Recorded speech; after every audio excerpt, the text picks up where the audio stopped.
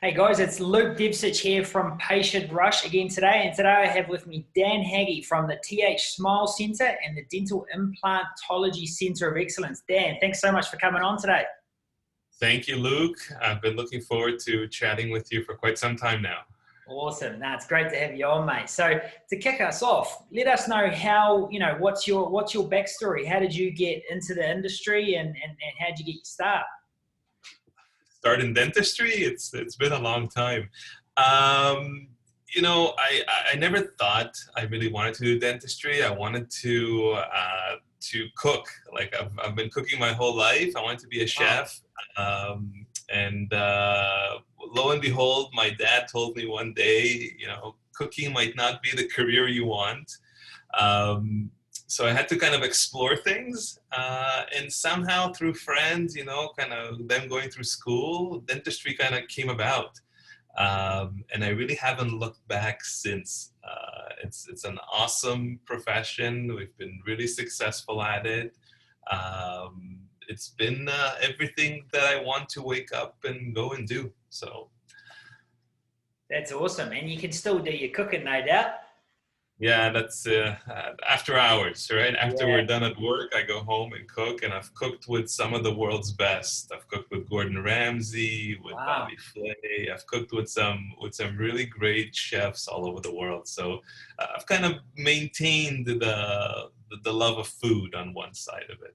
That's awesome. What's your signature dish? I love my foie gras. My duck livers. Yeah, right. I lived in France for a year, so I know a little bit about that. Nice. Yeah, awesome. Great. So, and how long have you been a dentist for then? It's been 18 years. Yep. Fantastic. Awesome. Oh, mate, you'll have some gems to share with us then. So, what's like to kick us off down that avenue? What's a principle or a strategy that's worked successfully for you in your business that maybe like something foundational, could be a strategy, could be a principle that you've applied that you sort of live by or that's worked really well for you in the industry? So I think where I practice, which is Toronto, it's not unlike many other places in the world. There's a lot of dentists. There's a ton of competition coming from dentists all around me. So I think early on I realized that having something unique that nobody else has is really a way to differentiate. Because everybody can say they do implants, and everybody can say they do Invisalign, or we do smile makeovers. Everybody's hammering the same message across. I think that having that unique proposition is a strength. The problem is that in dentistry, and you know this, I mean, we all know it, it's hard to find something unique. And something unique doesn't kind of come along that often. And I guess I got lucky sort of halfway through my career to find something that's a niche, and it still is to some degree after about almost 8-9 years of doing this. It's still a niche that not too many are getting involved in, and I'm there educating, I'm there showcasing it of what can happen if you engage in that kind of niche. But really, that's my go-to strategy. That's my go-to is offer something that nobody else is offering, and then you become it, right? And now you can ask me, what is that thing, right? Of course, yeah. Well, if you don't want to share it, you don't have to. But or even if you could just like an example, or no, of course I'm gonna share it. I just I kept the suspense going for you. I mean, I'm an implantologist, so most of my work is involved with implants. What we do is we offer ceramic implants, which is something that the profession has seen in the past, but the materials that we have today are so good, so predictable with ceramics, that it's just taken the practice to the next level. And that's really that niche that exists in most markets around the world still. Wow. And how do you communicate the benefit of that to a potential patient, and so that they can see that what you have is different versus just, you know what I mean? Like, how do you get that across? I mean, it's the simplest message to get across to most people. All you got to do is have both implants in your hand. Like anybody that sees the black screw and the white implant, Yeah. your innate reaction is to go for the white screw, Yes. right? Like it's just a normal built-in mechanism that we have, is to look at something that looks clean and doesn't look like the drywall screw. So I think that part of it is easy, right? I think the harder part is sort of coming through the marketing or the advertising side of it, and giving a patient that's never heard of this before the value proposition of kind of coming in and exploring those options where their doctor's telling them, no, this is the only way to do it. Sure.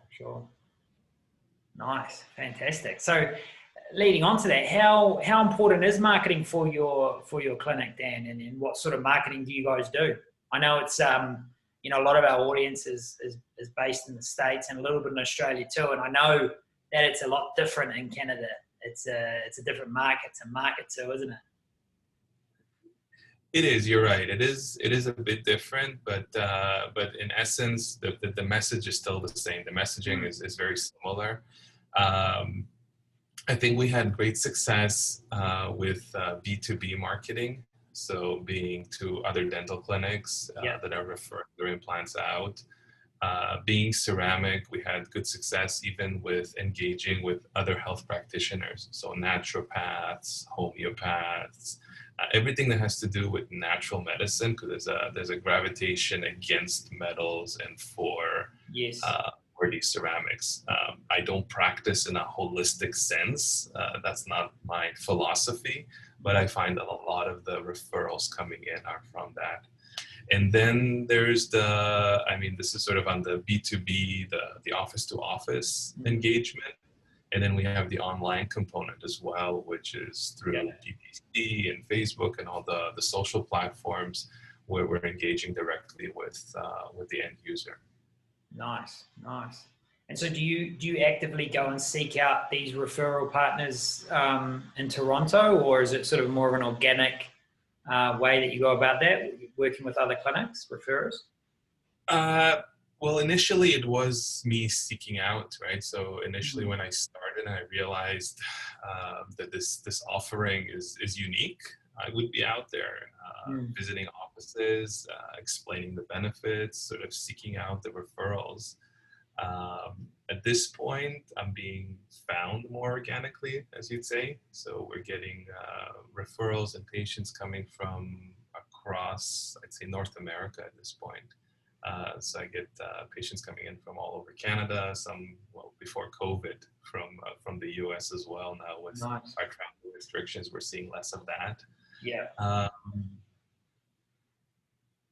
Nice, fantastic, mate. And so shift it up a little bit. What's a current challenge, and we all have them, that you have in your business right now that you're working on, that, you know, maybe if you could wave a magic wand and fix it, you would. What would that be, over and above COVID? Because obviously COVID is a challenge for everyone, but something a little bit more dialed in. Maybe it's because of COVID, but it's a few steps down, perhaps. I think COVID kind of stopped us in our tracks for a few months, but we've recovered from it. So life is kind of going back to normal. There's the next waves and things, but I think we realized what we need to do to get to some state of normal. So I think we're there with that. I think the challenges are, I guess, the same as every other practice. I think the internal team cohesion has always been a challenge, right? Keeping everybody together and focused in. I find it's, when you get used to a routine, it's hard to break away, introduce something new.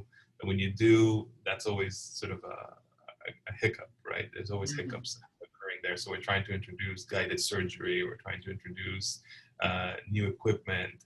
That's really where the challenges are.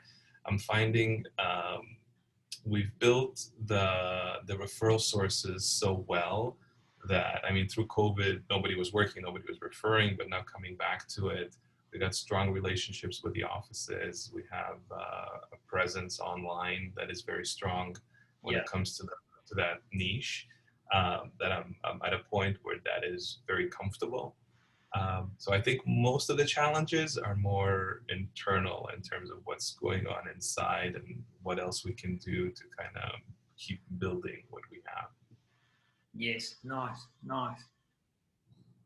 Yeah, interesting. I hear that a lot actually. I think that's across the board, right? In any business, it's bringing people together and also how you share your vision and what you want to do within the clinic and getting everyone to buy in, and there's a lot of things going on there. Right. Yeah. Exactly. Yeah. Oh, fantastic.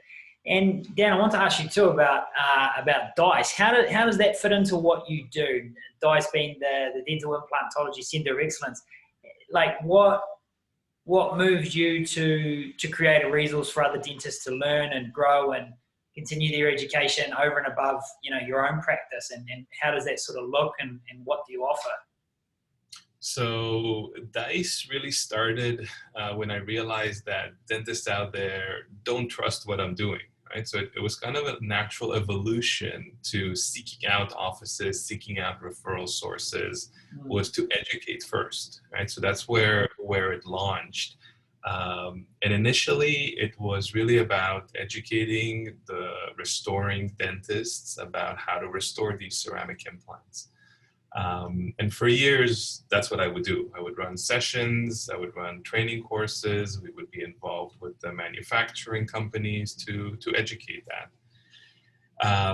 And then about 2 years ago, I realized that there's a gap in the education side because everything was being done in person, and our younger dentists graduating really were looking at other avenues to get education, and the online side of it came up. And this is sort of, I've been called sort of a maven and somebody that can predict the future, but I sort of knew that this was where things were going. So we created an online platform for just implantology, for basic implants, because that's what I saw the demand was in. And we established a whole curriculum around implantology, which then evolved to an online curriculum about ceramic implants. So if anybody wants to learn about them, learn the history, the application, what we do with them, and what's available on the market, that's what this ceramic implant dentistry masterclass is really about. And through COVID, I realized how invaluable this has been, right? Because we've had a great many dentists from all over the world sort of pursuing this and learning about it. And hopefully it helps me kind of propagate this message that this is not something unique. This is not something small. This is not something new. This is something that we should all be really offering to our patients. Nice. And how, so in terms of like someone, joins up and goes through the class and goes through the curriculum, sort of how much content is there? Like what sort of time investment is involved in that? And do they basically leave having gone through that knowing exactly sort of what it is, how to execute it, how to get set up, how to move forward, things like that? Yeah, so the ceramic curriculum is essentially an equivalent of 2 days of courses. So it's about 14 hours of education, recorded lectures, review questions, there's evaluation components, there's resources within the platform. Basically, you need to have knowledge of implantology. It's not teaching the grassroots of the process, but it focuses in on what ceramic implants are. For somebody that has never done any implants, and we have the fundamentals course, which really talks about the fundamentals of implant dentistry, treatment planning, and so forth. And that course, it really encompasses about 60 to 72 hours of education, right? So it's a comprehensive suite. The ceramic implant one is really just about getting somebody who's comfortable with doing implants, treatment planning, going through everything, and then teaching them the nuances of the ceramic side. Yeah. Nice. Fantastic. And how long have you been running this for? It's been for the past 2 years, really. Awesome. Oh, congratulations. That's awesome, Dan. Well, if there's anyone out there who wants to reach out to you either through your clinic or wants to learn more about dice, where can they find you? Where's the best place to reach out and get more info? I'm gonna share the links with you, the site. I'm gonna share my email address with you as well. You can post it up if anybody wants to get in touch. Yes. We'll be able to go through it that way. Fantastic. Awesome. Oh, thank you so much, Dan. Really appreciate your time, mate, and hearing your story and what you're doing. It's exciting and creative as well. Thanks, Luke. Great chatting with you. I'm really proud of you. It's a great group you have here, and hopefully some of what I said resonates, and we get somebody else on the ceramic implants. Awesome. I'm sure it will. Cheers, Dan. Take care. Cheers, Luke. Thank you.